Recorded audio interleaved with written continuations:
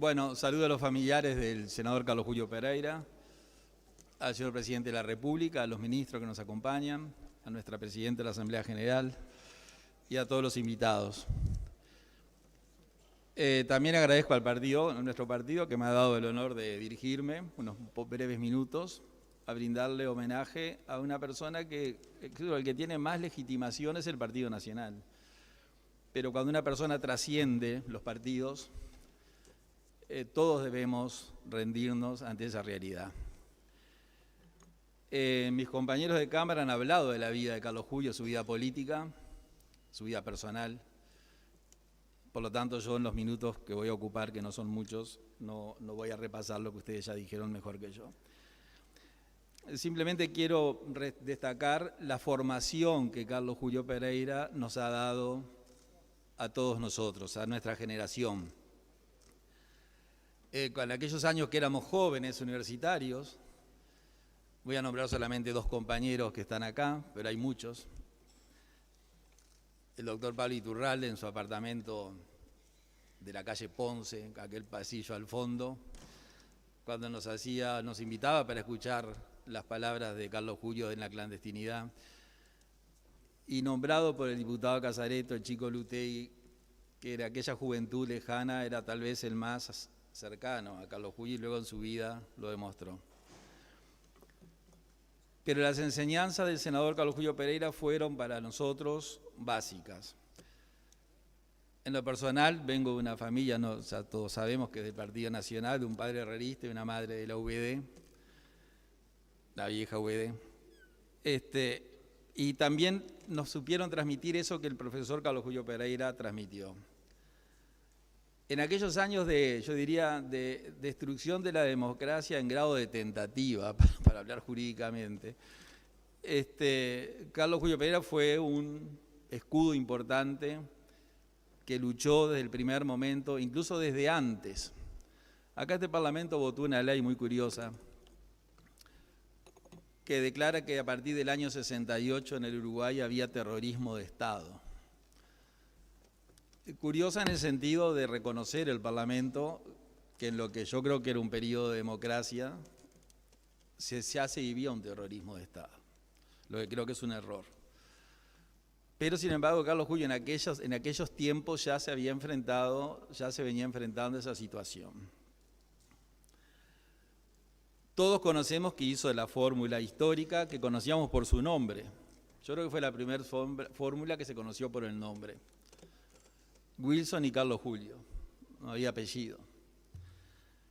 Y todos recordamos lo importante que fue esa fórmula en la historia nacional.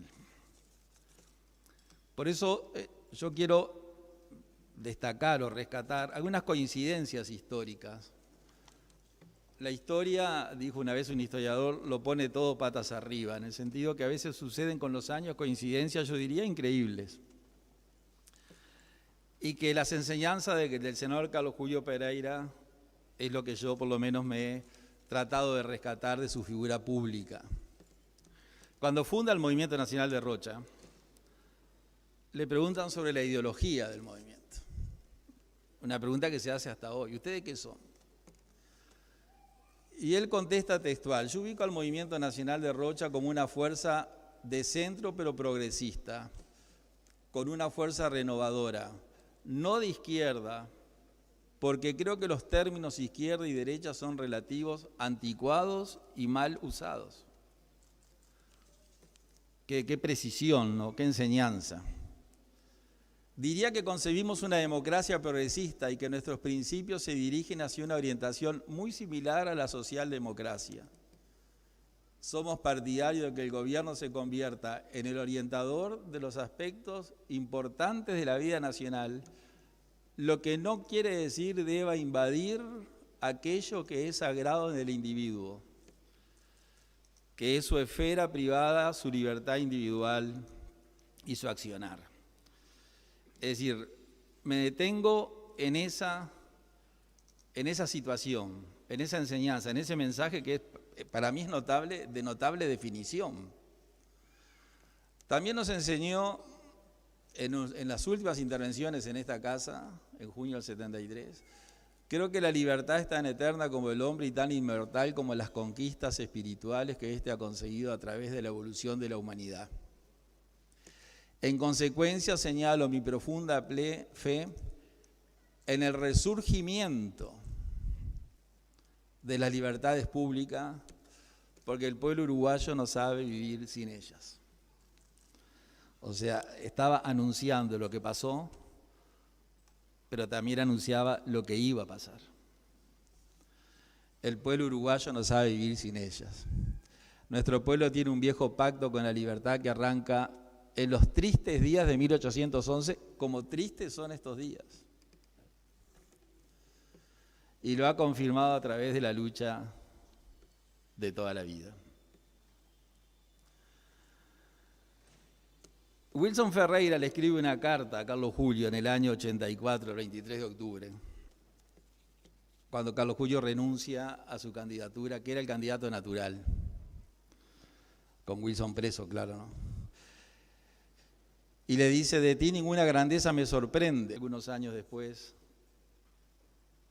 el propio Carlos Julio Pereira, en otra carta, en el año 87, donde le dice: por encima de las apreciaciones que ambos hagamos de hechos políticos, no solo de acuerdo a nuestro real entendimiento, sino aún con el aderezo de nuestros temperamentos tan parecidos, esa valoración no alcanza a rozar los lazos que tan fuertemente me han atado y han atado nuestras vidas en jornadas inolvidables que constituyen lo mejor de mi experiencia política. Es decir, que yo con estos fragmentos que cito parcialmente, porque hay muchos, quiero resaltar las enseñanzas de Carlos Julio Pereira, porque su vida personal y política la han dicho mucho mejor que yo otros compañeros de acá. Miren esta otra que para mí es notable, cuando se vota la ley de caducidad. Entro al debate de esta noche con un sentimiento de pena, en el conflicto que me plantea la realidad y los principios. O sea, es una reflexión filosófica que hace Carlos Julio. Tengo un conflicto entre la realidad y los principios, respetando todos, incluso los que no coinciden con los míos, pero tengo que responder a mi conciencia, si bien todas las posiciones son respetables. El papel de la conciencia que lo hizo, como dice el paisano, siempre fui galopeador contra el viento, estar muchas veces en contra de lo que su partido le pedía, pero eso era su perfil. ¿Por qué digo de las enseñanzas y también digo de las coincidencias?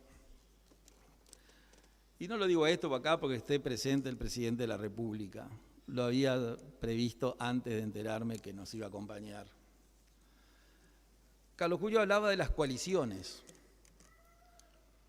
Por eso las enseñanzas. Y miren qué dato histórico curioso, ¿no? Dice Carlos Julio, nosotros no coincidimos totalmente con la política del gobierno. En las elecciones formulamos una propuesta diferente a la del doctor Lacalle. Pero también es cierto que desde el primer día mostramos disposición a acercar nuestro punto de vista y a dialogar para que el presidente pueda encauzar de mejor manera su labor de gobierno. Claramente se refería al presidente de la calle Herrera, ¿no? Pero esas cosas de la vida, esas enseñanzas, es decir, de la figura de Carlos Julio Pereira se puede destacar lo que se va destacado y lo que se va a seguir destacando. Yo diría su honradez, un político que reflejó la ética por sobre todos. Nadie puede decir que hubo un político más ético que Carlos Julio Pereira. La defensa de la Constitución, la defensa del Estado de Derecho, la educación pública, la descentralización, la igualdad. Aquella famosa pelea de Carlos Julio, que la recuerdo perfectamente, peleando contra la extranjerización de la tierra. En aquellos años que era bastante poca la extranjerización de la tierra. Y cuando vio que esa extranjerización de la tierra no tenía éxito, peleó por la franja fronteriza bueno, que por lo menos en la franja fronteriza la tierra sea de orientales, como decía él, o de extranjeros residentes. Es decir, que yo termino, señor presidente, y le agradezco a la Cámara esta oportunidad, rescatando de Carlos Julio Pereira, como todos les decimos, Carlos Julio, las enseñanzas que nos dejó. Si tuviéramos que hacer una cita textual de todo lo que dijo, claramente el tiempo sería demasiado, necesitaríamos mucho tiempo. Pero con estas citas que he compartido, de las muchas, creo que nos pinta el perfil de Carlos Julio Pereira y las enseñanzas que nos dice a nosotros los políticos de hoy. ¿Cuál es el papel del político? ¿Cuál es el papel del gobierno y la oposición? ¿Cuál es la postura que hay que tener frente a esos temas? ¿Cuál es la solución entre la conciencia y la disciplina partidaria? Eso creo que fue uno de los primeros que marcó un mojón. No desconocer la realidad y saber que a veces la conciencia nos marca, pero la realidad es otra. Y que a veces ir porque la conciencia nos pide, que es lo que yo diría que nos aconsejó, podría suceder dejar al descubierto a compañeros de partido que de pronto, como la conciencia es tan personal, interpretan las cosas de acuerdo a su realidad. Entonces, para mí ese es el mensaje que yo quería compartir en esta asamblea, con nuestros invitados, y agradezco que me hayan escuchado. Gracias, presidente.